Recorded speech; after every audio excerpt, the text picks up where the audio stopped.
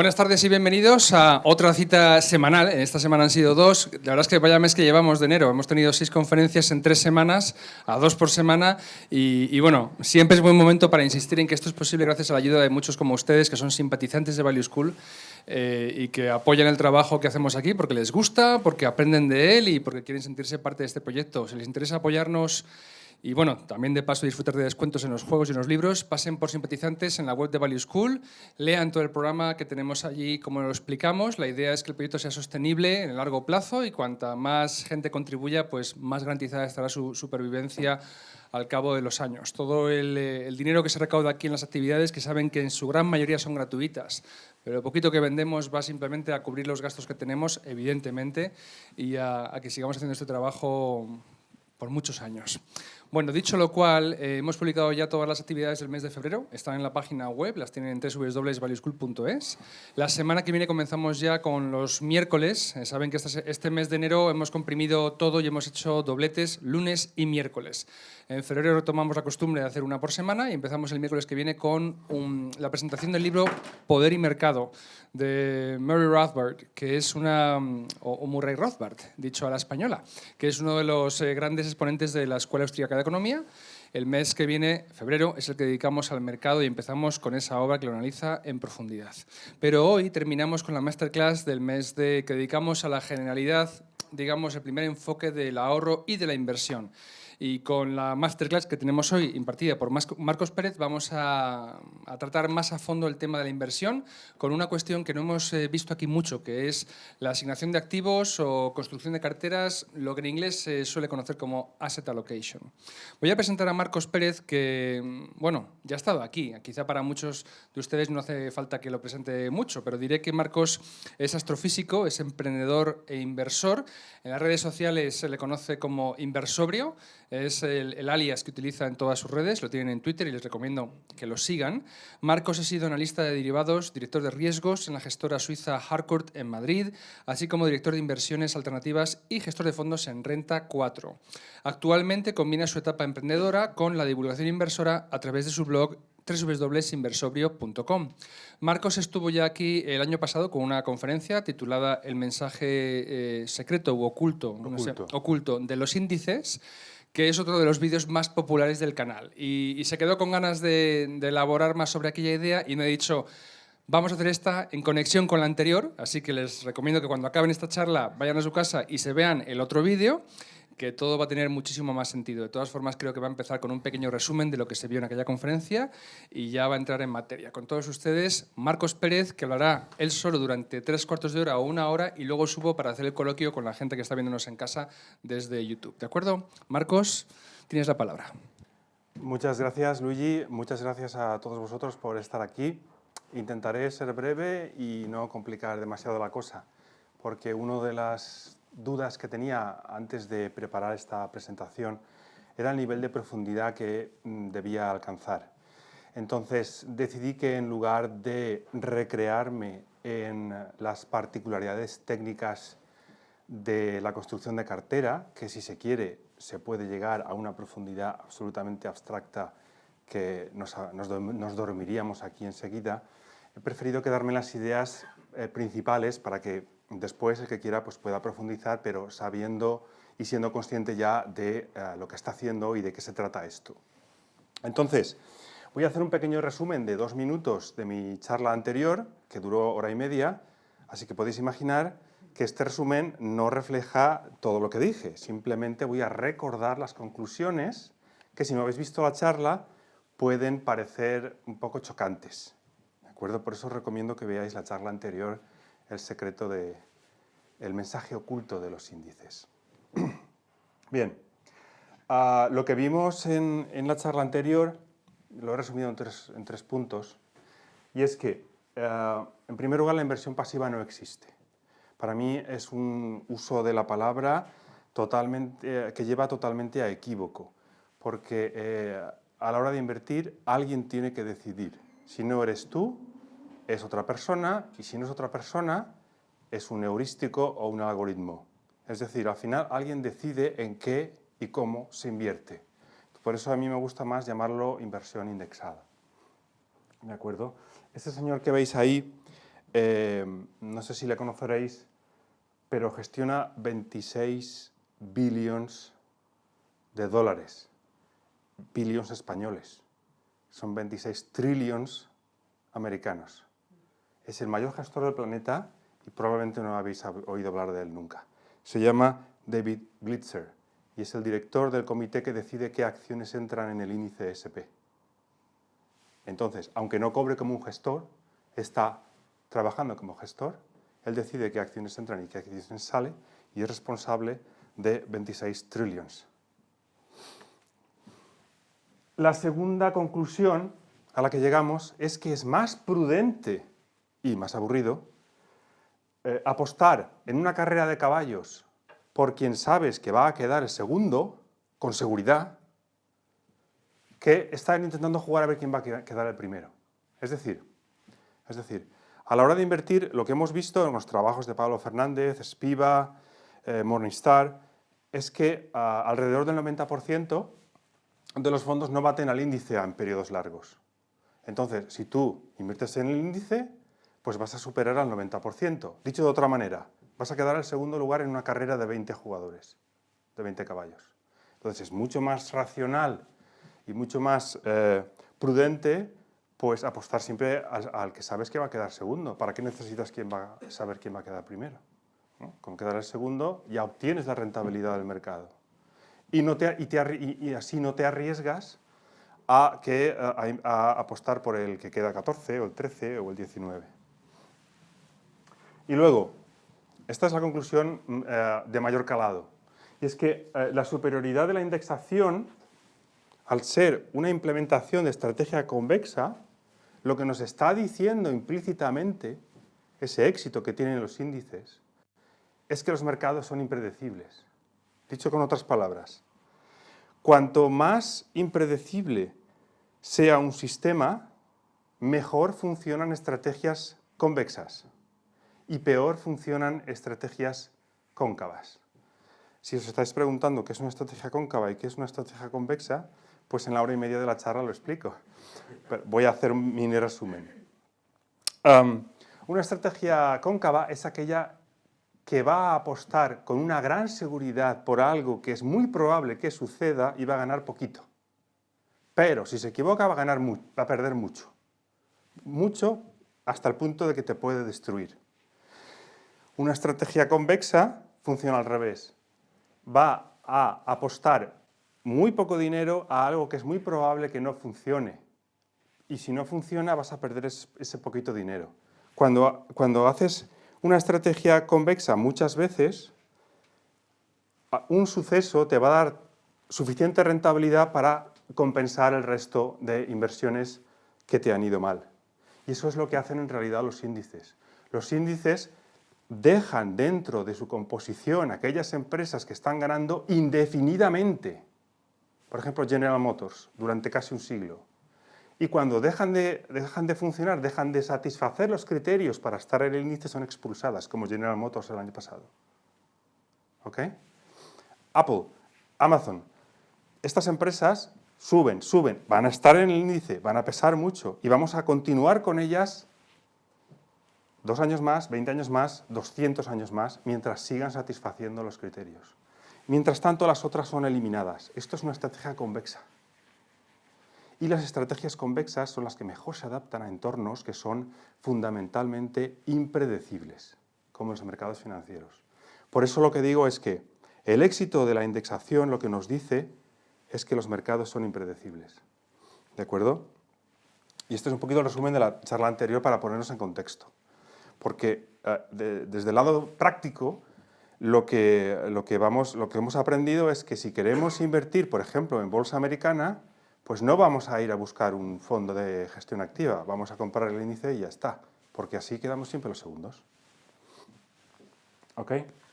Luego, hay 3 factores que son los más importantes de lejos que determinan la rentabilidad que vamos a obtener.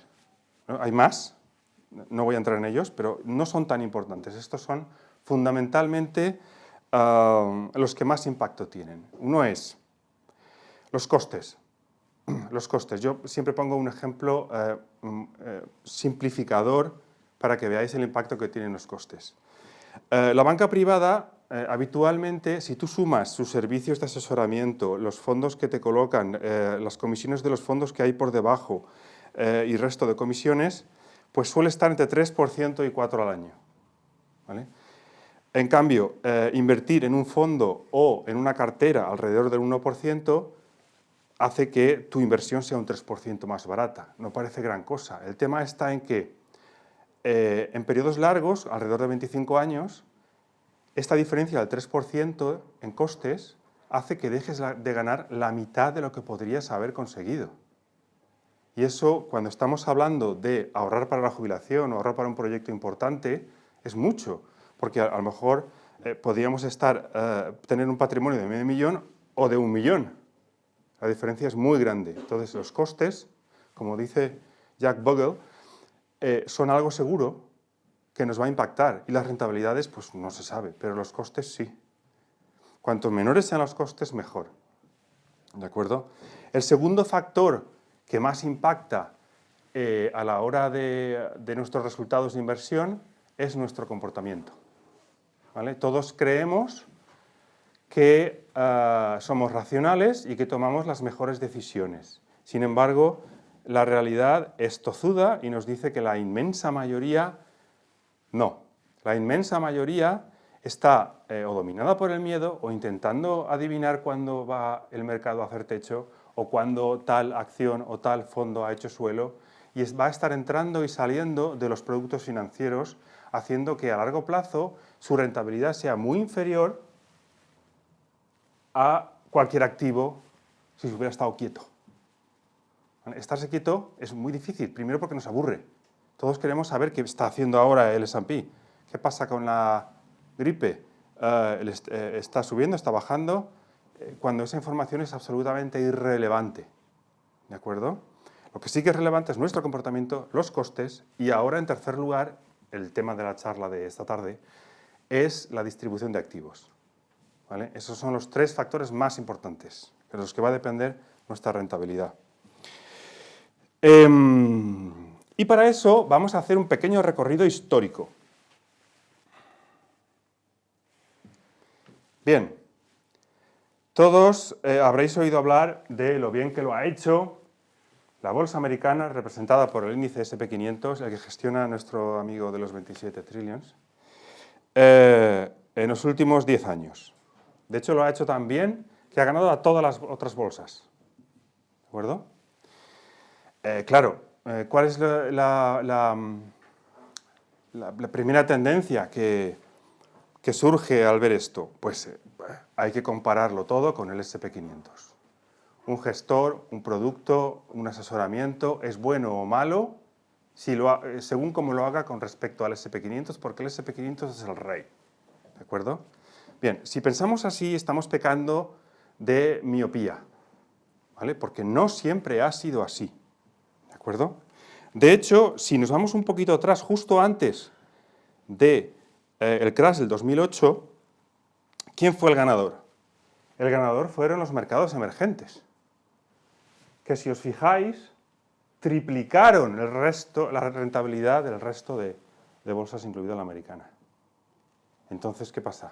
Ahora ya, el buen gestor, ¿cuál es? El buen gestor es el que invirtió en aquellos famosos BRICS, los que tenéis una edad, seguro que os acordáis de ellos. Los BRICS se pusieron de moda y el que no estaba invertido en BRICS, pues era un mal gestor, etc. Pero es que esta situación también se produjo en los años 90. En los años 90, con toda la expectativa que había con la entrada del euro y que Europa iba a ser la bomba, pues efectivamente Europa fue la bolsa que más subió. ¿De acuerdo? Y si nos vamos a los años 80, acordaos, estas navidades vi otra vez una película que me encanta, que es Die Hard, Die Hard, ¿cómo es? La jungla de cristal, exactamente. A finales de los años 80, Japón lo invadía todo. El dinero japonés estaba en todas partes, estaban comprando productos de cine, industrias por todas partes, y todo el mundo creía que Japón iba a ser la bomba. Efectivamente, Japón fue la bolsa que más subió en los años 80. Bien, ¿qué pasó a finales del 89, 1990 con la bolsa de Japón. Pues que empezó a caer y solo la semana pasada, creo, ha vuelto a alcanzar el mismo nivel que tenía en 1989. ¿Ok? Entonces, me gustaría que por tenerlo fresco, os centraseis en lo que ha ocurrido en la última década. ¿De acuerdo? Esta, en la que el índice SP500 ha sido el ganador. ¿Vale? Primera lección. No significa que en los próximos 10 años el SP500 vaya a ser el ganador, como ha ocurrido en las otras décadas. ¿De acuerdo? Segunda lección. Fijaos en una cosa práctica. Voy a hacer más grande aquí. Imaginaos que nos dedicamos a buscar a los mejores gestores que intentan batir la bolsa europea. ¿De acuerdo? Y los mejores gestores que intentan batir la bolsa americana. Bien, imaginaos que somos tan buenos o tenemos tanta suerte que conseguimos un gestor de bolsa europea que bate al índice europeo. ¿De acuerdo? Y a lo mejor lo bate por aquí.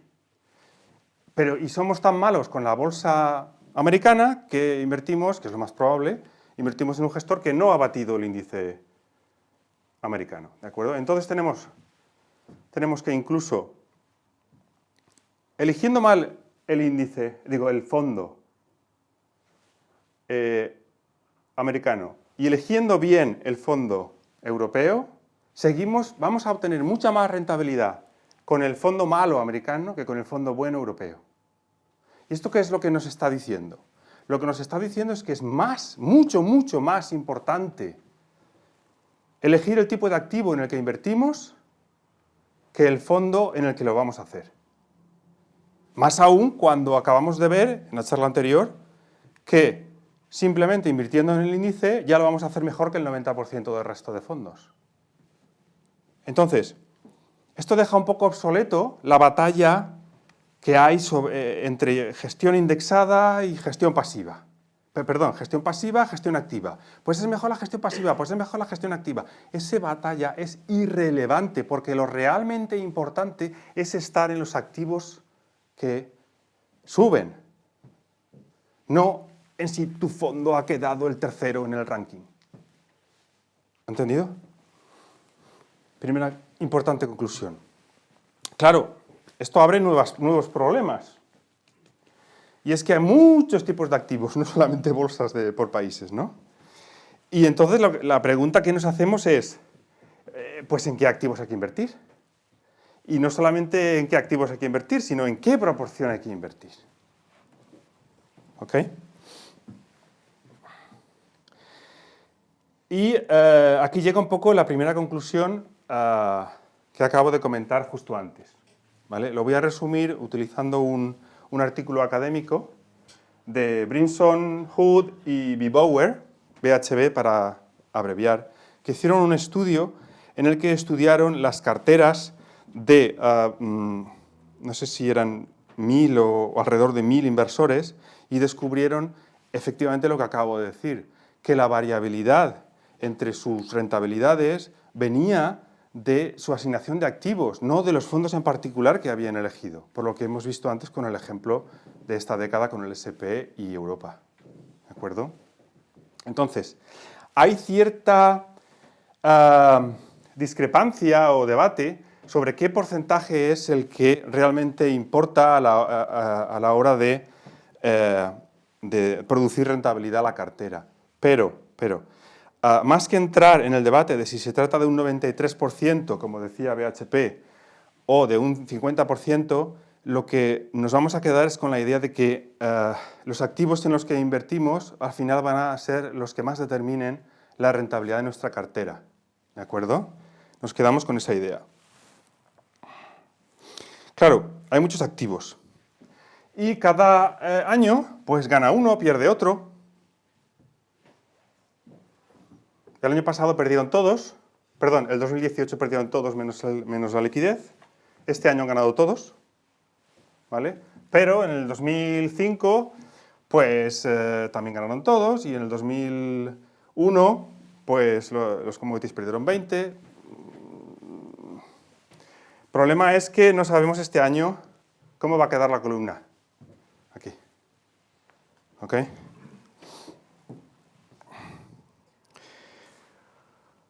Entonces, a la hora de construir esa cartera con activos, porque ahora ya sabemos que lo más importante es construir una cartera con varios activos, tenemos dos tipos de respuestas, ¿vale? Tenemos unas carteras estáticas o pasivas y unas carteras dinámicas. Las carteras estáticas se refieren a carteras que mantienen la proporción entre sus activos a lo largo del tiempo. Es decir, el famoso 60-40, por ejemplo. Pues yo pongo 60% en bolsa y 40% en bonos y ya está. Ahora veremos unas cuantas. Y las carteras dinámicas, técnicamente se les llama modelos de asignación óptima de activos, ¿de acuerdo? Lo que hacen es que varían a lo largo del tiempo la proporción entre sus activos en función de algunas variables o circunstancias. Y, volviendo a las carteras estáticas, una solución que a mí me parece de una belleza extraordinaria es una solución milenaria a la pregunta de en qué invertir y en qué proporción invertir. ¿De acuerdo? Y esta solución, que son en realidad dos ideas, pues vamos a ver muy brevemente que se trata de una idea milenaria, porque aparece ya en el Antiguo Testamento hace 3000 años. ¿De acuerdo? Salomón dice, reparte tus inversiones entre 7 u 8, pues no puedes saber qué te deparará el futuro. Es decir, Salomón, que era muy sabio, dice, ni yo no puedo predecir qué va a pasar en el futuro, pues lo que voy a hacer es diversificar. Básicamente dice eso. ¿Vale? Luego en el Talmud ya aparece este consejo. Una persona debería tratar de repartir su riqueza en 3 partes iguales. 1/3 en tierras, 1/3 en negocios y 1/3 en la mano, activos líquidos. ¿De acuerdo?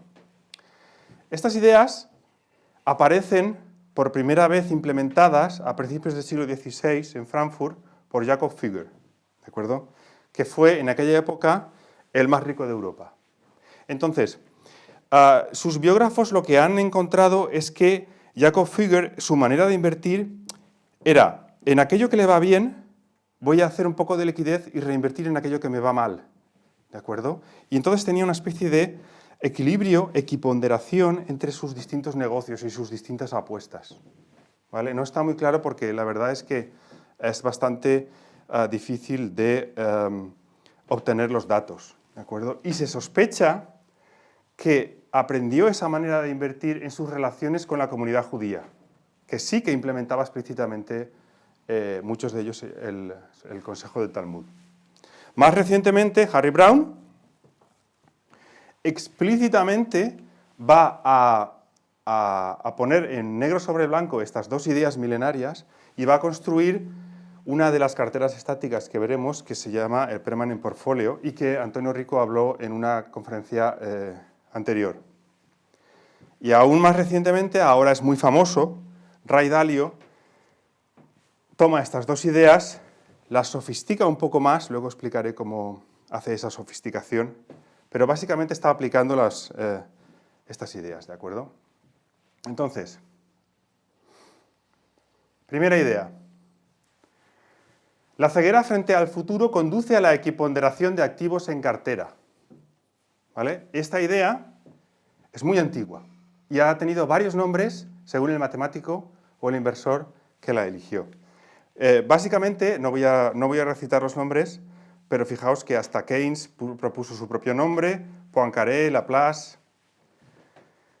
Si no puedo prever el futuro estado de la economía, no puedo justificar asignar más capital a un tipo de activo que a otro. Entonces, la proporción de activos más coherente con no poder predecir el futuro es no hacer estimaciones de futuro y poner el mismo dinero en cada tipo de activo. ¿De acuerdo? Esto se llama en la literatura académica portfolio 1 sobre n, siendo n el número de activos. ¿De acuerdo? Y la segunda idea también es muy bonita. Voy a hacer un pequeño esquema. Fijaos, la economía puede estar en 4 estados.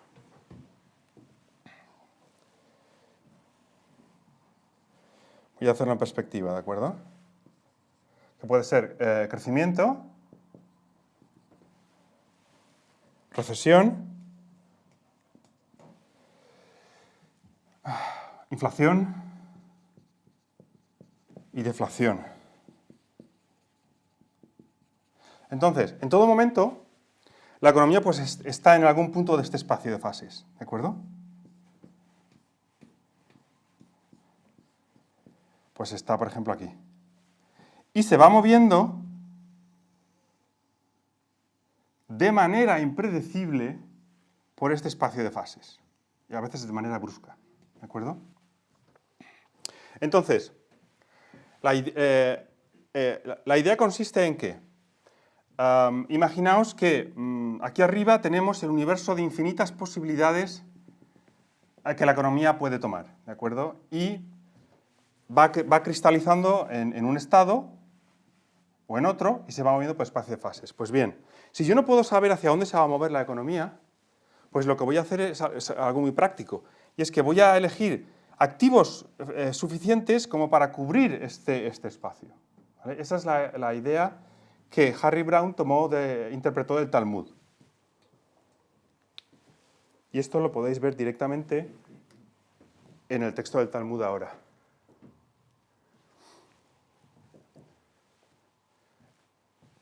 Repartir su riqueza en partes iguales, la equiponderación. ¿De acuerdo?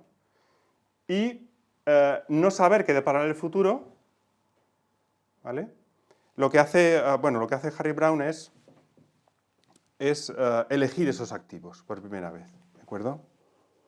Entonces, vamos a ver ejemplos de carteras estáticas que utilizan estas ideas, ¿vale?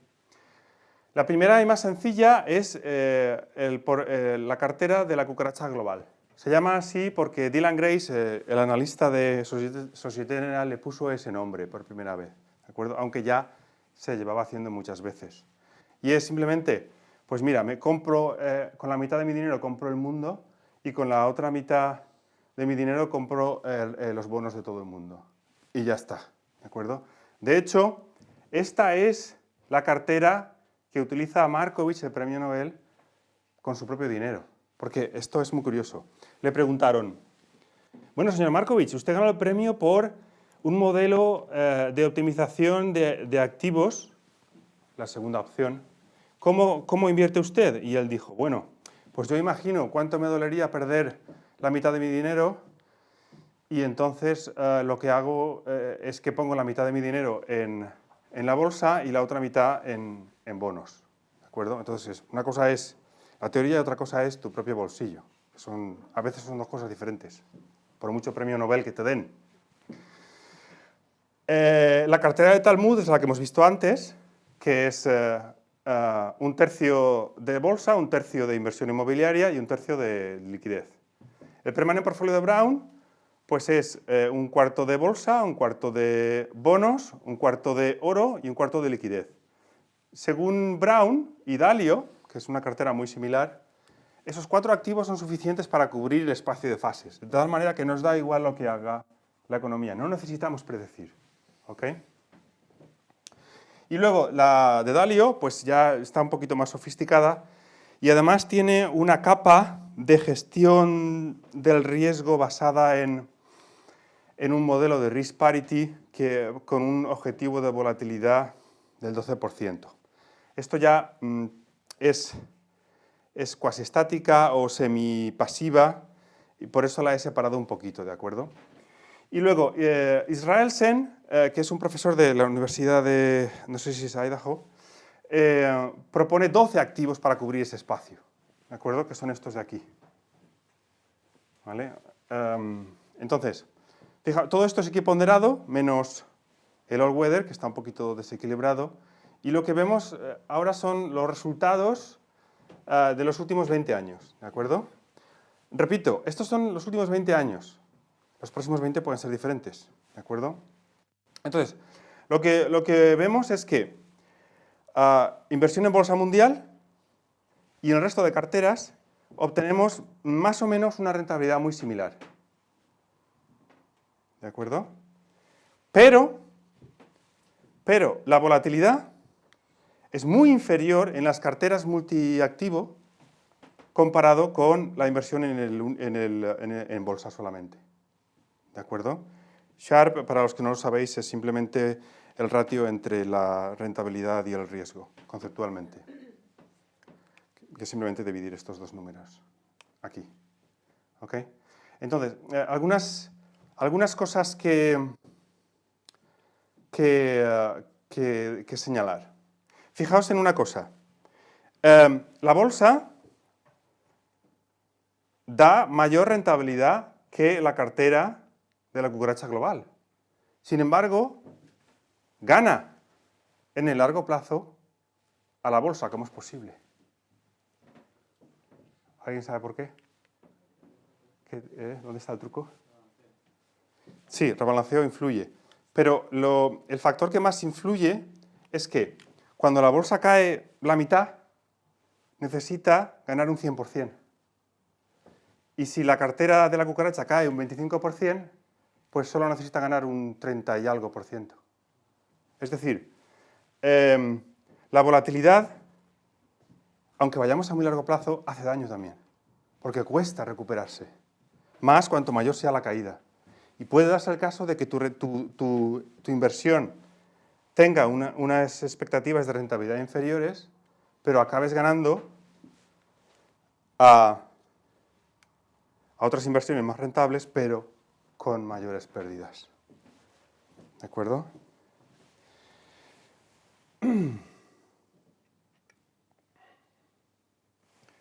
Vale. He elegido estas 4 carteras porque si no estaríamos aquí toda la noche. Pero en realidad hay como una docena de carteras que son muy famosas y cada una tiene su razón de por qué invierte un poquito más en emergentes o por qué invierte un poquito menos en esto o en aquello. Cada una tiene su razón de ser. Entonces, hay una página muy buena donde podéis ver los resultados de cada cartera, que es en portfoliocharts.com. ¿De acuerdo? Ahí vais y podéis ver cada cartera, su composición, cómo lo ha hecho, etcétera, etcétera, etcétera. ¿De acuerdo? Fijaos, todas estas carteras estáticas producen un perfil de rentabilidad-riesgo muy similar. Están todas aquí arriba, en esta nubecilla, lo que nos dice que, bueno, quizá no exista la cartera perfecta, pero lo que está claro es que tenemos que diversificar, ¿de acuerdo? Intentando cubrir ese espacio de fases. ¿Ok? Y ahora vamos con las carteras dinámicas o modelos de asignación óptima de activos, que son los que están de moda, y si quieres estar a la última en esto de la inversión, pues tienes que dominar todas las técnicas econométricas que aquí se utilizan y si puedes te inventas una más, ¿de acuerdo? Bien, ¿cómo funciona esto? Aquí es donde he decidido eliminar las transparencias que tenía llenas de ecuaciones, ¿de acuerdo? Porque prefiero que os quedéis con la idea, ¿vale? Un modelo de asignación óptima de activos es simplemente una función que, metiéndole tú rentabilidades esperadas, volatilidades esperadas, no hace falta metérselo todo, hay modelos que necesitan solo 2, otros que necesitan más, ¿de acuerdo? Te va a decir el porcentaje de capital que tienes que invertir en cada activo en cada momento, ¿de acuerdo? El más famoso es Markovich, el del premio Nobel que invierte la mitad en un bolsillo y la mitad en otro, ¿de acuerdo? Que se trata de optimizar la cartera para que dé la máxima rentabilidad y la mínima volatilidad, ¿de acuerdo? Bien. El problema que tienen estas cosas, estos modelos de asignación óptima de activos, el problema que tienen es que tú tienes que meterles las rentabilidades esperadas y a veces más variables. Ahora bien, si ya vimos con la indexación que el futuro no se puede predecir, entonces, ¿qué rentabilidad esperada le voy a meter? ¿Vale? Quedaos con esa idea por ahora. Predicciones. ¿Qué hace la industria? La industria tiene una tendencia a la complejidad creciente, con un exceso de matematización, como si con más matemáticas fueras a obtener mejores resultados. Y luego apela a la autoridad. Se confía en el poder predictivo de expertos, gurús, inteligencia artificial, más potencia computacional. ¿Vale?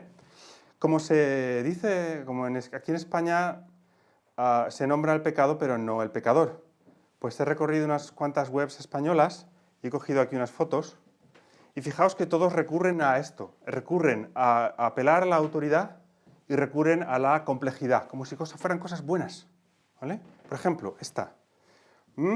Incluimos expectativas sobre el futuro. ¿Pero qué expectativas sobre el futuro si no se puede predecir? Supervisados por un comité asesor con gente muy importante. Su fórmula exclusiva, o sea que ya ni siquiera es una fórmula de estas, es exclusiva. Y un equipo gestor dedicado, es decir, que se ve que si tienes a mucha gente en una habitación, pues vas a adivinar mejor el futuro. Esta otra, aquí utiliza Black Litterman, hombre, una que ya no sabemos, menos mal. Black Litterman es como Markovich, solo que incorpora el grado de convicción que tú tienes de que algo va a pasar, ¿de acuerdo? Utilizamos modelos computacionales avanzados. ¿Qué significa avanzado? ¿Que es más complicado? Expertos economistas de reconocido prestigio y modificamos las expectativas de rentabilidad. Entonces, vamos a ver un caso práctico. He elegido una gestora extranjera para no buscarme muchos enemigos.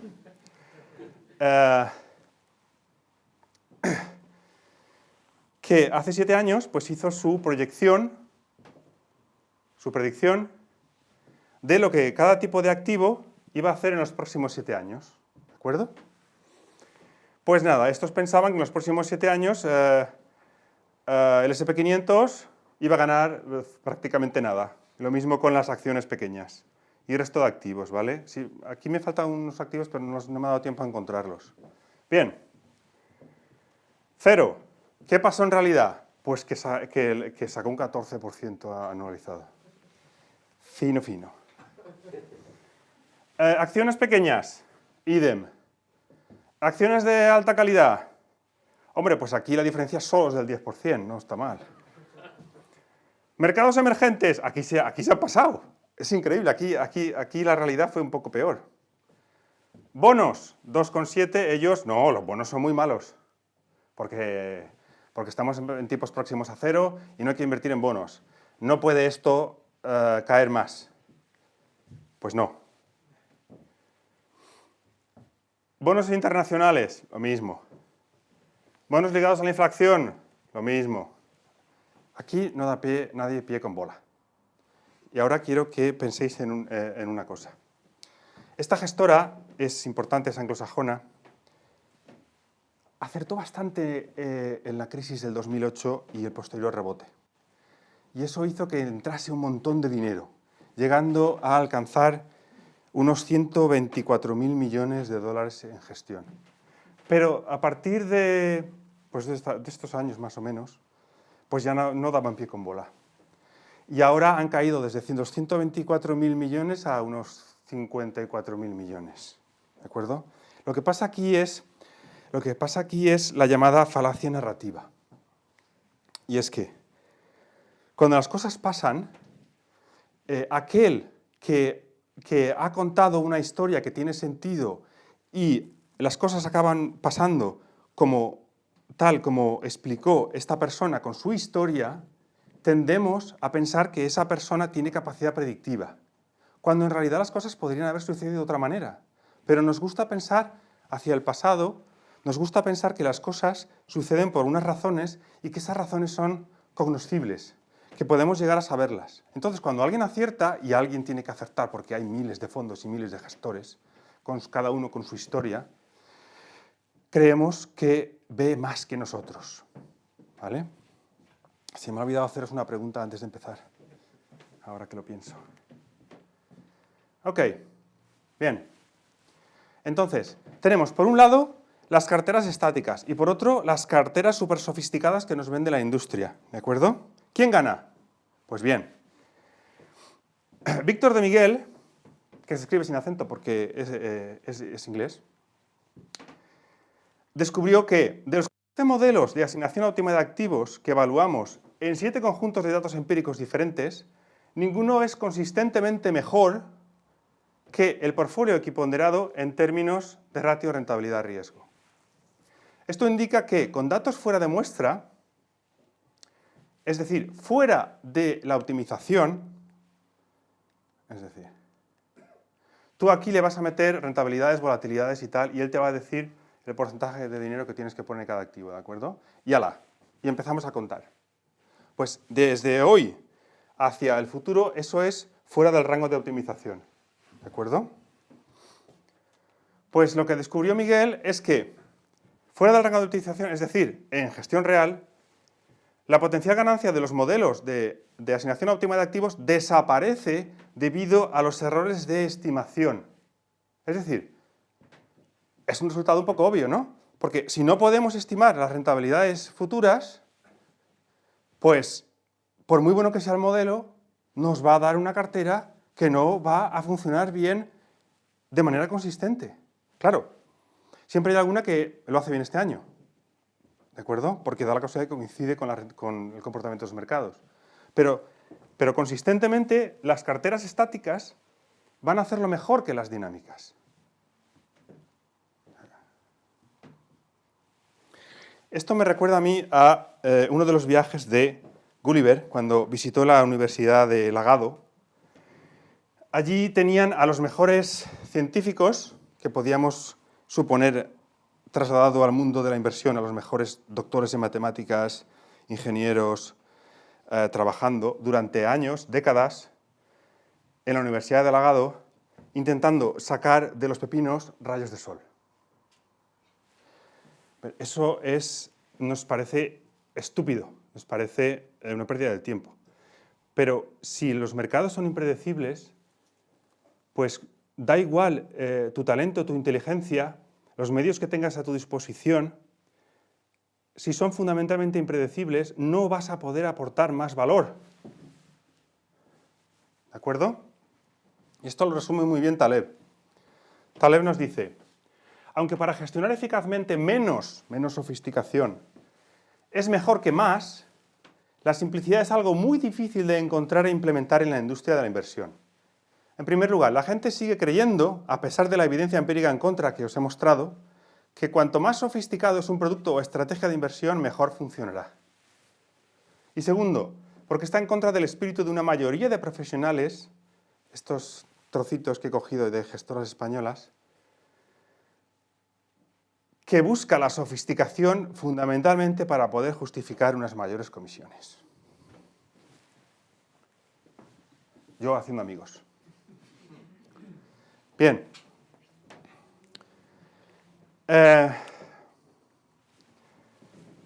Este gráfico primero lo voy a explicar al revés, ¿de acuerdo?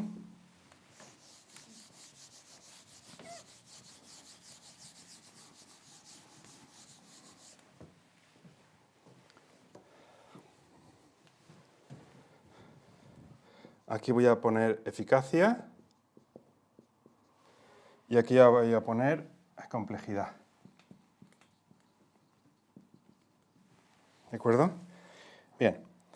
La complejidad cero es un poco la estupidez de invertir, por ejemplo, en un fondo o un solo activo. ¿De acuerdo? Pues estamos siendo tan simples que nos pasamos de rosca.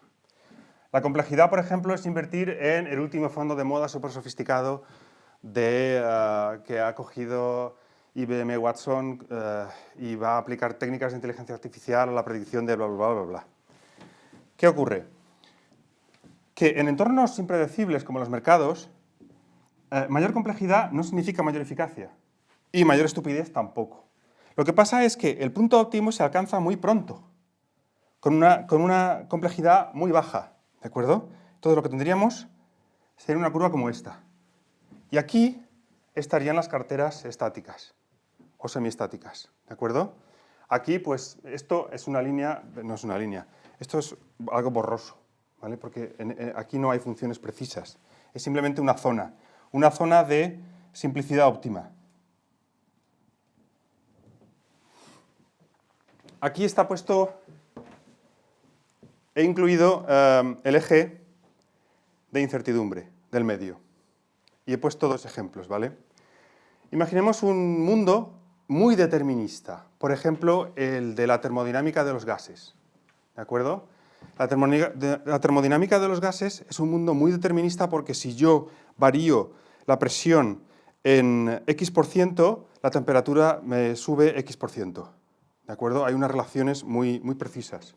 Entonces, en este entorno sí que aporta valor añadir más ingenieros, más talento, más genio y hacer mejores motores. Los motores son cada vez mejores porque trabajamos en un medio que es determinista. Pero los mercados son indeterminados, la incertidumbre gobierna.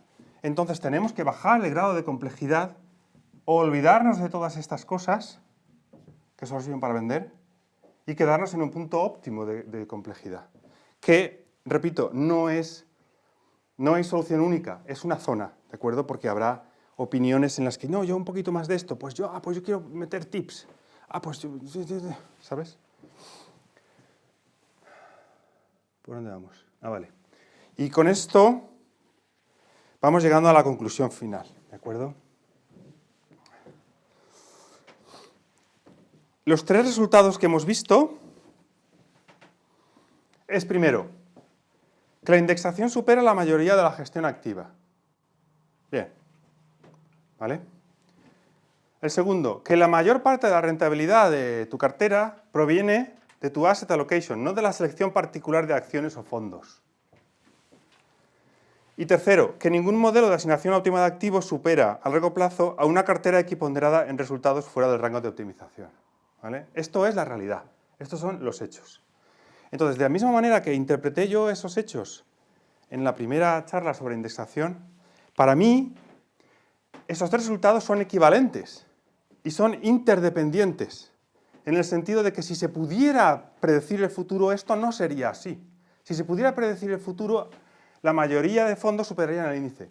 Si se pudiera predecir el futuro, tu rentabilidad vendría de elegir las acciones que más van a subir.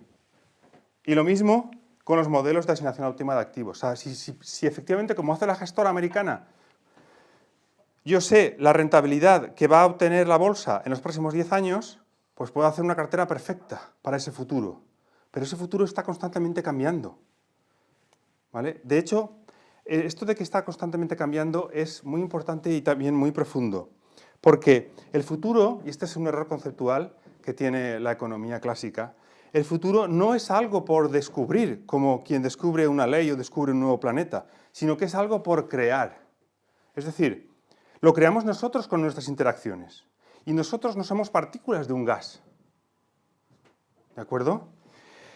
Aunque se puede decir que somos bastante predecibles, las personas, sobre todo quien te conoce bien, podemos cambiar de opinión, podemos cambiar de proyecto de vida, podemos cambiar los planes que tenemos para esta noche. ¿De acuerdo? Esto hace que intentar predecir lo que va a hacer la economía en su conjunto en el futuro sea una tarea inútil. Da igual el talento y la potencia y medios que asignes. Y solo cuando aceptamos eso, entonces nos inmunizamos contra los cantos de sirena de técnicas que no aportan valor. ¿De acuerdo? Si tenemos en cuenta, si somos coherentes de que no podemos predecir el futuro, tenemos mucho hecho, porque podemos descartar un montón de cosas. ¿De acuerdo? Y yo creo que con esto, para no alargarlo mucho, podemos ir terminando y si queréis comentamos cosas. Luigi. ¿Sí? ¿Adelante? ¿Sí? Bueno, pues venga, pues entonces subo, porque están... Podría enrollarme más, pero... Seguro. Yo sé que sí, pero... ¿sabes qué? ¿Puedo haceros una pregunta? Es que tiene que haberlo hecho antes de empezar. Venga. A ver, ¿cuánto creéis que vosotros podéis predecir el futuro? No vale. Olvidaos. ¿Cuántos de vosotros creéis que alguien o algo ¿podrá predecir el futuro alguna vez? Esa es la pregunta clave. Porque si conserváis esperanzas de que eso pueda suceder, ¿vale?, vais a caer en la trampa. En la trampa de que cualquier estrategia que necesite algo, en algún punto, predecir el futuro, está condenada a fracasar. ¿Vale? Pero como hay miles y miles, pues alguna siempre acierta. No caigáis en la idea de que el que acertó el gordo de Navidad del año pasado, también lo va a acertar este año. ¿Ok? Sí, ya. Me Venga, callo. perfecto. No, si ahora tiene diapositivas preparadas así en la recámara, ¿eh? Porque aquí es... Tú No, sabes, está bien Marcos, así. que la idea siempre es dejarles con ganas de más. Nos queda un coloquio de 20 minutos, con lo cual, si no hay preguntas, hay más materia. Bueno, yo voy a preguntar, ¿quién quiere hacer la primera pregunta a Marcos Pérez Inversobrio? Tenemos una mano levantada al fondo, 1, 2... Bueno, venga, a ver. Pues 1, 2, 3 y 4. Y luego ya voy con algunas de YouTube que tengo aquí. Adelante. Bien, si nosotros, digamos, en vez de intentar predecir al futuro, lo que hacemos es seguir macro tendencias, es decir, por ejemplo, hablo de que cada vez va a haber más población en el mundo, cada vez va a haber más nivel de vida, más envejecimiento. Si apostamos a eso, ¿qué capacidad de predicción no hay? Y la segunda, si digamos gestionamos en función a Markowitz o Black Litterman, si realmente ajustamos las colas, las distribuciones, la función de distribución, y ajustamos en función de la salud financiera, ya sea de regiones, países o empresas, ¿qué grado podemos reducir, digamos, esa incertidumbre o ese riesgo? Contestándote primero a la segunda pregunta, esa función de distribución o esas colas, tú las estás modelando con los datos históricos, con los datos disponibles que tienes. ¿De acuerdo? Y lo que acabo de comentar es que es precisamente el hecho de que la economía es algo vivo y en constante evolución. Esas funciones de distribución o colas no tienen por qué seguir siendo las mismas. Y no tienes manera de predecir cómo van a cambiar. ¿De acuerdo? Y con respecto a la primera pregunta, efectivamente hay fenómenos que sí que son más persistentes o más inevitables que otros. ¿De acuerdo?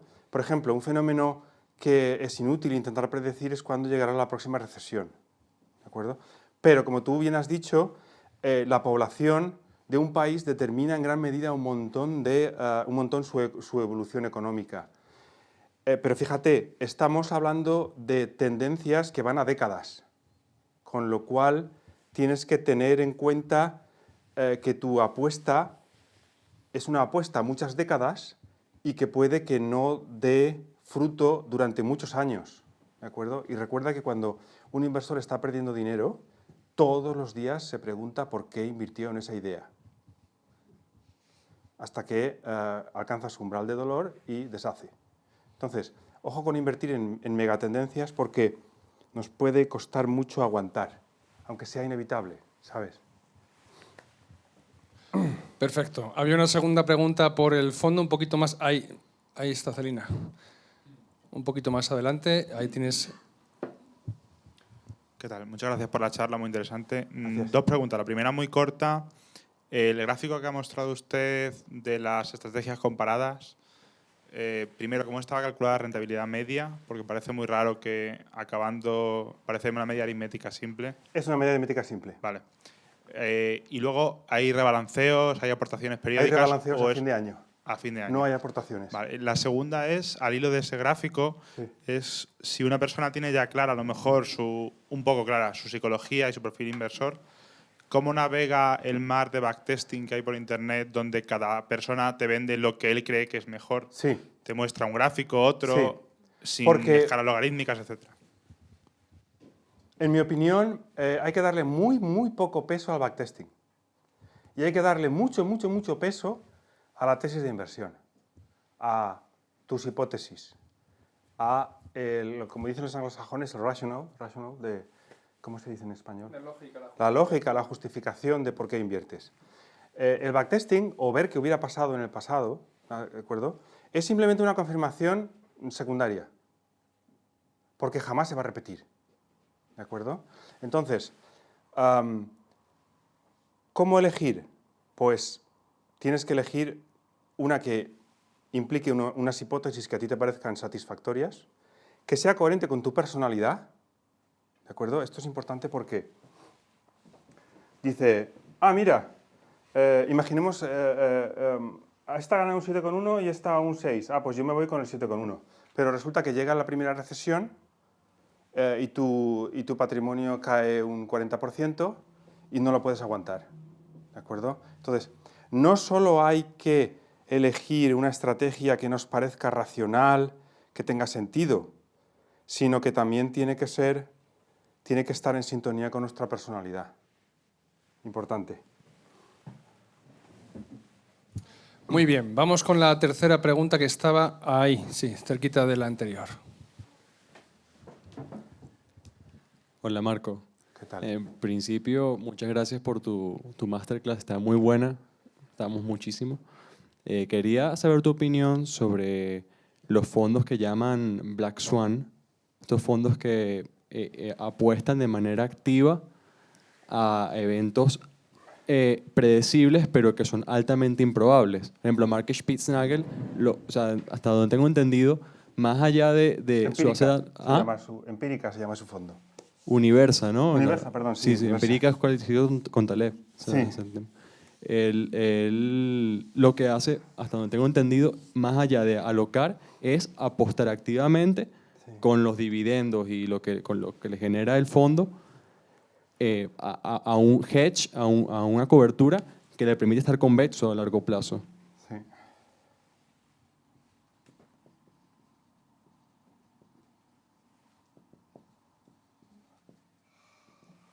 Vale, lo que Mark Spitz lo que él propone es que compres un poco de su fondo y lo añadas a tu cartera, porque cuando aparezca un Black Swan, es decir, un fenómeno en el que los mercados se van a mover mucho más que las distribuciones predicen, la parte de dinero que tienes invertida aquí te va a dar una rentabilidad tan grande que va a compensar la posible caída que puedas tener en el resto de tu cartera convencional. ¿De acuerdo? Entonces, la idea está muy bien. El problema es el tiempo. Es decir, esto es como comprar un seguro. Entonces, tú puedes asegurar tu casa y nunca usar el seguro. ¿De acuerdo? Por lo que he leído, el coste de este seguro en este tipo de inversiones tiene un impacto mayor que el seguro de nuestra casa. ¿De acuerdo? Cuesta mucho asegurarse contra Black Swans, y si tienes un periodo alcista de muchos años, como el que acabamos de pasar ahora, de los últimos 10 años, pues es probable que esto te haya ido comiendo más rentabilidad que tú esperabas, porque no ha pasado el Black Swan. Entonces el peligro está ahí, el peligro es que estés pagando por algo muy caro y a lo mejor nunca te cubre. Muy bien, pues mientras vamos a pasar el micrófono aquí en la tercera fila, voy a leer algunas de las que han entrado desde YouTube. Al principio de la conferencia, Nori Berea pregunta, ¿es el value investing una estrategia cóncava o convexa?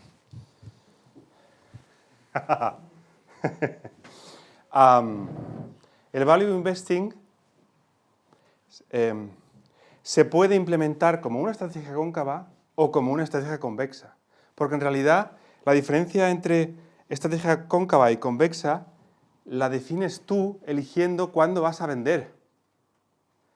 Si tú te has marcado unos límites de pérdida preestablecidos y dejas que tus inversiones ganadoras ganen indefinidamente, estás implementando value de manera convexa. Pero si tú tienes una cartera en la que no has definido niveles de pérdida, puedes encontrarte con acciones que están perdiendo una barbaridad y siguen perdiendo una barbaridad y nunca sales de ahí. Esa sería una manera cóncava de invertir en value. Es lo que se llama trampa de valor. Entonces, no solo el value, prácticamente cualquier estrategia se puede implementar como una estrategia convexa o como una estrategia cóncava. Muy bien, vamos con la pregunta. Sí, gracias por la presentación. Bueno, primero una fácil. El estudio este de Miguel. Porque no sé si se... Sí, ¿me ¿Ahora? oís? Sí. Ahora sí. El estudio de Miguel, ¿hay alguna actualización post la crisis que ha habido? Porque creo que era de 2007. Pero, Sí que ha habido una actualización, pero de Miguel ahora se dedica a otras cosas y no lo ha seguido vamos, mucho. o equivalente. Sí, no lo ha seguido mucho. ¿No? Y después, un poco cuál es tu visión de la gran crítica que tiene si todo el mundo hiciera la gestión pasiva o la asset allocation, no habría nadie que estuviera moviendo los mercados o esos arbitrajes, etcétera, etcétera. Yo creo que esta pregunta aparece Se siempre. le hicieron a Unai Ansejo hace 2 semanas aquí. Esta aparece siempre. Pero bueno, tenemos tu respuesta No, hoy. mira, mi opinión es que cuanta más gente se pase a la pasiva, a la indexación, ojo con utilizar la palabra pasiva, a la indexación, más oportunidades van a aparecer para los activos. ¿Vale? De tal manera que a los gestores activos les va a resultar más fácil encontrar Ineficiencias de valoración. Exactamente, ineficiencias en los mercados. Entonces, los gestores activos tendrían que estar súper contentos de que cada vez más gente se meta en índices porque le van a dejar a ellos más oportunidades. ¿De acuerdo? Entonces, es como unos vasos comunicantes en los que no se puede dar el caso de que todo el mundo se ponga a invertir de forma pasiva porque sería obvio entonces para cualquiera hacer un montón de dinero. Entonces la gente lo vería y harían otra vez así. No hay ningún peligro. Unai Ansejo planteaba, antes de responder, decía, esto es una pregunta que conste teórica, ¿no? No vamos a ver un caso en que todo el mundo haga esto, no todo el mundo no lo hace. Efectivamente. De hecho, yo les diré, esto es algo, llevamos aquí 2 años en Value School dando la tabarra con todo esto es de minorías. Esto no, ojalá llegue el día en que todo el mundo haga esto, vamos, es una cosa que es para los... Como decía Juan Ramón Jiménez, para la minoría siempre. Vamos con otro turno de preguntas. ¿Quién tiene pregunta? Una aquí en segunda fila. Levantamos otras. Vale, pues mientras le llega el micrófono voy a hacer 2 preguntas que tienen que ver, porque Iván Santibáñez Calvo te pregunta, Marcos, hoy en día se habla mucho de la destrucción de puestos de trabajo por parte de las máquinas. ¿Cree usted que los gestores de fondos pueden desaparecer en un futuro? Y conectada con ella, antes ha preguntado píldoras del conocimiento. ¿Usted cree que los robo-advisor aportan valor real a los inversores? Un saludo. Yo creo que está... Bueno, la segunda Sí. es la más fácil, sí, aportan valor, porque te hacen una cartera diversificada en varios activos y te lo hacen por un bajo coste. ¿De acuerdo? Tú te lo podías hacer más barato, como comentó Unai, pero bueno, ellos te hacen un montón de trabajo que es muy pesado y que, bueno, pues sí, les pagas. O sea, que sí que aportan valor. Vale, la conferencia a la que hacemos referencia fue este mes con Unai Ansejo de Indexa Capital, la semana pasada, y saldrá dentro de 2... Siempre editamos los vídeos, hay un decalaje, pero vamos, estén seguros que se publicará en el canal. Y la otra, la de que si los robots van a sustituir a los gestores de carne y hueso. Un robo-advisor es un robot, al fin y al cabo.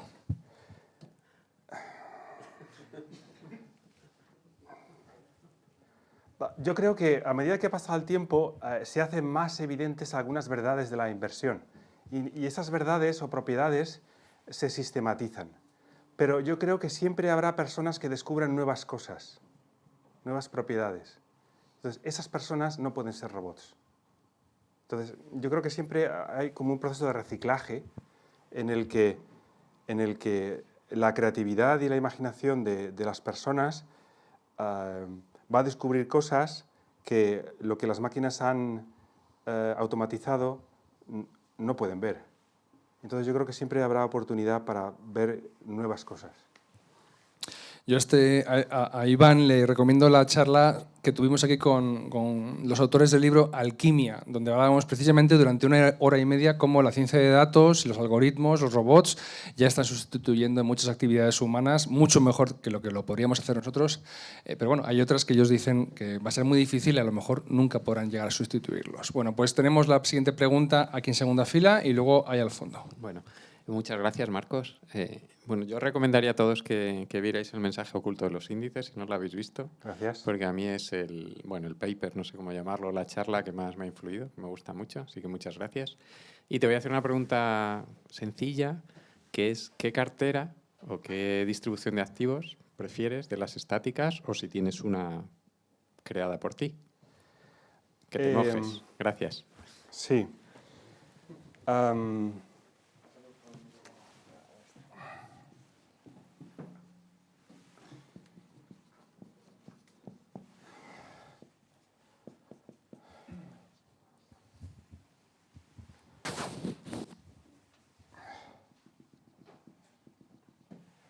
no existe una cartera perfecta que es solución óptima a la inversión, ¿de acuerdo? Entonces, va también mucho con tu personalidad, ¿vale?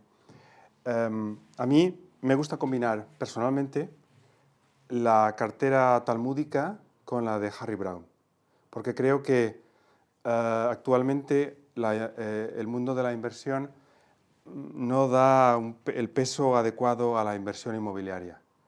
Para mí, la inversión inmobiliaria, a la que hace referencia a la cartera talmúdica, es un activo muy importante y muy valioso en la cartera, porque si lo pensáis bien, la inversión inmobiliaria, entendida como la compra de edificios y viviendas para su alquiler, funciona como un bono en el que tienes una rentabilidad, pero tiene unas propiedades además muy interesantes, y es que un bono de una empresa o un gobierno es un contrato abstracto.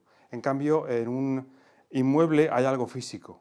Y luego también, algo que no tienen los bonos, es que cuando la inflación sube, los precios del alquiler también suben. Entonces incorporan esa inflación en la valoración del activo, con lo cual vas a tener que la inversión inmobiliaria te va a funcionar también en periodos de inflación. Con lo cual, acordaros del espacio de fases de la economía, incluir la inversión inmobiliaria a través de rates, pues te ayuda a mapear mejor el espacio de fases. Entonces, a mí personalmente, pues me gusta una combinación del Talmud con la cartera permanente. Otra pregunta, antes de dar paso a la pregunta siguiente aquí en la sala, dice Ivonne43, para un inversor minorista en España, ¿cómo podríamos implementar estos principios? Algo así como las carteras diversificadas de Finicens pueden ser una buena alternativa. Y esto no es un consejo, una recomendación, hemos hablado de Indexa, ahora sale el nombre del otro competidor de Indexa, que es Finicens, que también han estado aquí. En fin, ¿estas carteras de los robo-advisor podrían ser una buena alternativa? A ver, un comentario general. Las carteras de los robo-advisors, tanto Finicens como Indexa, como en otros países, suelen limitarse a combinar bolsa y bonos, ¿de acuerdo? Entonces, desde mi punto de vista, están muy bien, porque como hemos visto, una combinación de bolsa y bonos también lo hace muy bien.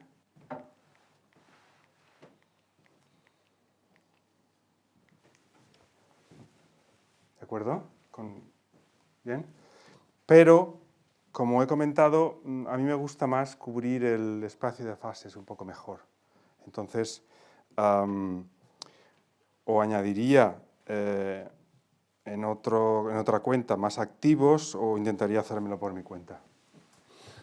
Una pregunta mía al hilo de lo que estás diciendo. Marcos, nos dirigimos a personas que en muchos casos, yo diría que en un gran porcentaje, ni siquiera están invirtiendo todavía. Es decir, sí, esto es una charla y tus apreciaciones, tus observaciones ya es para nota. Es decir, yo prefiero ¿no crees preferible que se lancen a invertir con un robo-advisor, empiecen a familiarizarse, a aguantar caídas y luego ya se preocupen por afinar e ir a temas más de detalle? Yo sería mi consejo. Sí, efectivamente, totalmente de acuerdo. Vale, porque es decir que puede parecer un poquito complejo, que son piezas que hay que encajar muy bien, pero es que el primer paso es lanzarse a invertir y luego ya veremos en el fine tuning, ¿no? Como llaman, sí, como dicen en inglés. Vamos sin pasarse de fine tuning. Sí, claro, porque es incrementar la complejidad y exacto. Claro. En fin, adelante con la siguiente pregunta. Gracias, Marcos, por la charla, muy interesante como la anterior. Gracias. Enhorabuena. Mi pregunta en relación también con los robo-advisors es que, dado que consideras que aportan valor, yo la pregunta que me hago, por ejemplo, ahora en España en los últimos años han surgido varios, ¿no? Y al final, detrás de un robo-advisor, lo que hay es un algoritmo que supongo que utiliza unas lógicas determinadas para hacer sus configuraciones de cartera. Mi pregunta es, ¿puede haber alguna diferencia entre esos robo-advisors basadas en esos algoritmos? Claro. Y si el algoritmo se revela como algo importante, ¿cómo identificar? Vale. Todos los robo-advisors españoles o extranjeros implementan alguna de estas optimizaciones dinámicas. ¿Vale? Ahora bien, implementar estos algoritmos no significa que lo hagan mal. Lo que yo he dicho en la presentación es que estos algoritmos quedan por detrás de las carteras estáticas. Entonces, como ha comentado Luigi, no es que lo hagan mal, es que aquí cada uno elige o Black Litterman, o Markovich, o la cartera del cobarde. ¿Vale? Entonces, de nuevo, no hay solución perfecta, no hay X a despejar. Estamos en una zona en la que también hay que tener en cuenta el carácter y personalidad de cada uno, los objetivos, el horizonte temporal que tenemos que invertir. ¿Okay? ¿Quién tiene la siguiente pregunta en sala? Ahí al fondo. Voy a hacer yo otra que nos llega de YouTube. Te pregunta Davide Cortellino, por el nombre italiano, en una cartera estática, en el porcentaje dedicado a stocks, a acciones, ¿cómo podemos elegir cuánto repartir entre World, Emerging, Small, etcétera? Te dice, hablo de fondos indexados. Pues bien, la respuesta es equiponderar. No sabemos qué región o país va a ser el ganador en la próxima década. Entonces, si queremos invertir de manera global, tenemos que intentar a construir una cartera global que esté lo más equiponderada posible, cosa que es muy difícil.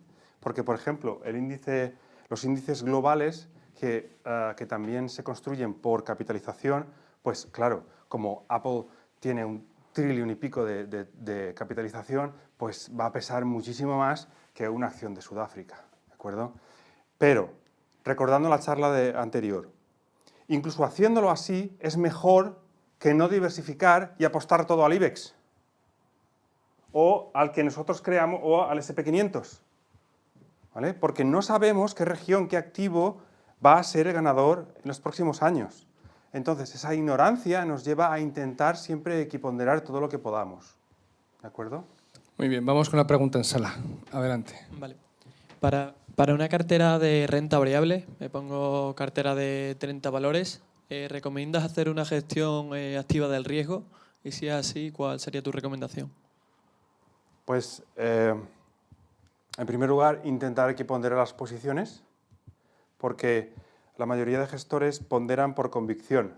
Sin embargo, si aceptamos que es muy difícil predecir el futuro, pues tenemos que tender de nuevo a una equiponderación. De hecho, el director de la gestora Winton, David Hartling, hizo un estudio en el que durante 40 años él elegía al azar 100 acciones del SP500 y las equiponderaba.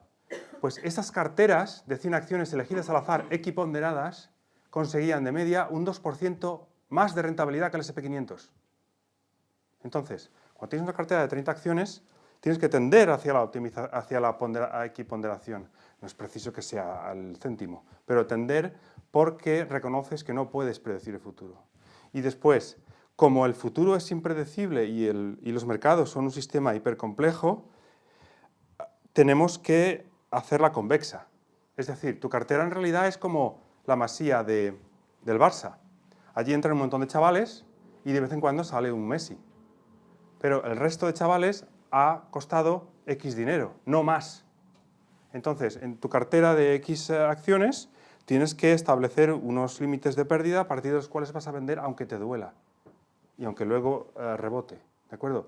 Porque de esa manera permites que alguna de esas acciones se revalorice extraordinariamente y compense esas pequeñas pérdidas que vas a tener en las otras. Al menos yo voy a tender obviamente por defecto a la convexidad en las estrategias y a la equiponderación en la cartera. Entonces todas las respuestas van a ser muy similares.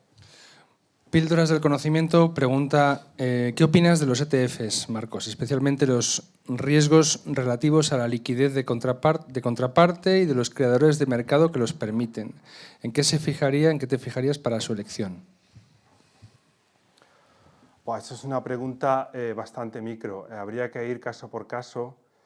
Como decía Bogle, uno de los factores que tenemos que tener en cuenta, además de estos tres, a la hora de invertir, es que tenemos que hacerlo con entidades sólidas y con productos sólidos. Es decir, todo va muy bien hasta que deja de ir bien. Entonces, nos tenemos que preocupar por la liquidez y solidez de la empresa que produce ese ETF y también por la manera en la que se construye ese ETF, ¿de acuerdo?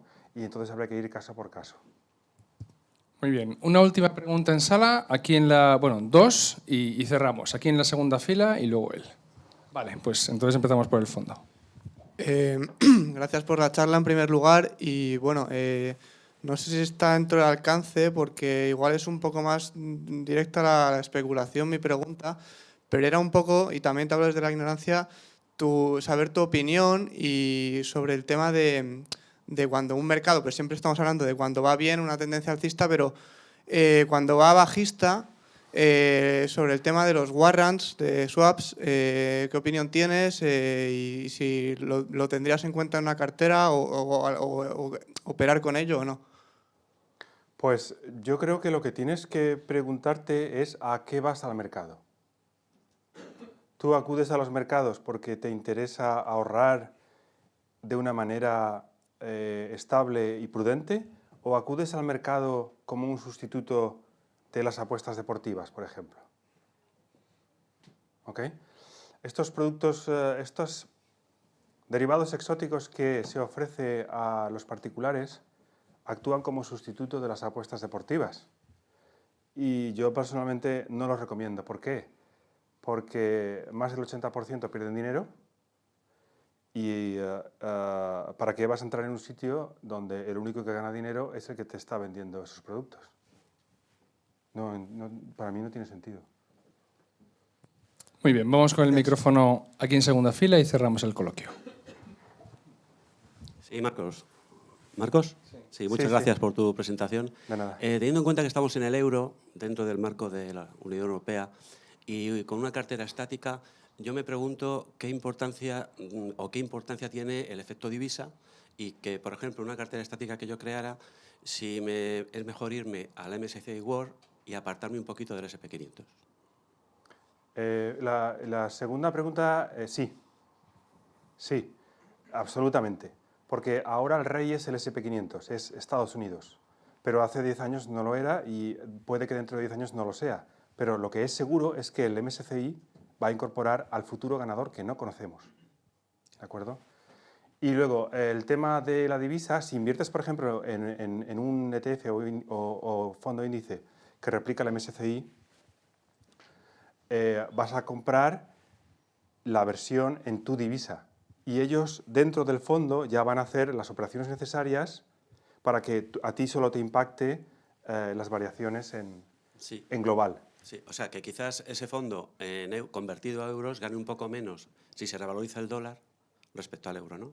Sí, pero ese tipo de especulaciones yo no las haría porque a no ser que pasen cosas muy graves, como que hay una crisis brutal en solo una de las regiones de dos divisas, las fluctuaciones de las divisas en el largo plazo no tienen un impacto tan grande. A corto plazo de 6 meses, un año sí, pero a 10 años no tanto. Oye, Marcos, como siempre sabes que aquí hablamos de libros, al final te pido que recomiendes algunos y sé que tienes una diapositiva, te voy a pedir que nos... Me has pillado. Venga, que te he pillado. Supuse que alguien me preguntaría por libros, así que he puesto unos cuantos. Los comento muy rápidamente, ¿de acuerdo? El primero es el que más recomiendo y el que tiene un tono muy similar al mío, en el sentido de que te intenta explicar de qué va el tema sin entrar en excesiva sofisticación que puedes encontrar en otra parte. Esa otra parte es, por ejemplo, el famoso libro de Ilmanen, Expected Returns, que entra en profundidad en cada modelo y algoritmo de construcción de cartera y toda la teoría que hoy he eliminado para que no os durmáis. Pero ahí podéis encontrar en detalle cómo se hace todo. Y el libro de Craig Rowland, que es una actualización del Permanent Portfolio que escribió Harry Brown en el 99, donde te explica cuando quieres invertir en un tipo de activo, cómo lo puedes hacer, qué formas de comprarlo puedes, o de conservarlo puedes acceder. El libro, ahora ya vamos más en serio, ¿vale? El libro de William Bernstein, Rational Expectations, este es un libro sobre asset allocation más en profundidad. No tiene tantas ecuaciones, pero su nivel conceptual es muy profundo. ¿De acuerdo? Este ya es para más avanzados. Y luego el The Art of Asset Allocation, The DARST, es un clásico también en el tema del Asset Allocation. Y, por supuesto, la página web de Bogleheads es siempre una fuente fantástica para seguir buceando y conociendo más. Pues Marcos, me alegra que me lo digas porque esto es primicia para todos. En el mes de mayo sacaremos la guía Bogleheads de la inversión, The Bogleheads Guide to Investing, en español, con Deusto, y bueno, pues viene muy a cuento. Por supuesto, regalo de bienvenida para todos los que forman parte del proyecto de simpatizantes de Value School, y a partir de mayo estará disponible para ellos y también para todo el resto de personas en la web y en Amazon. Pues Marcos, muchísimas gracias. Ya he recomendado libros y aquí te voy a regalar yo el obsequio, que es pequeño pero muy valioso. Este es una joyita. Es el Tratado y Discurso sobre la moneda del vellón, de Juan de Mariana, el padre Juan de Mariana.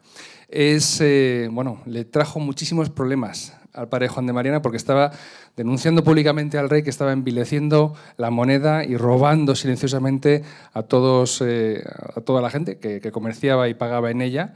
Espero que lo disfrutes. Es una joyita del catálogo nuestra, de pequeño volumen, pero de mucha enjundia, y muchísimas gracias por venir a Value School otra vez más. Pues a vosotros, y encantado de estar aquí. Muchísimas gracias a vosotros.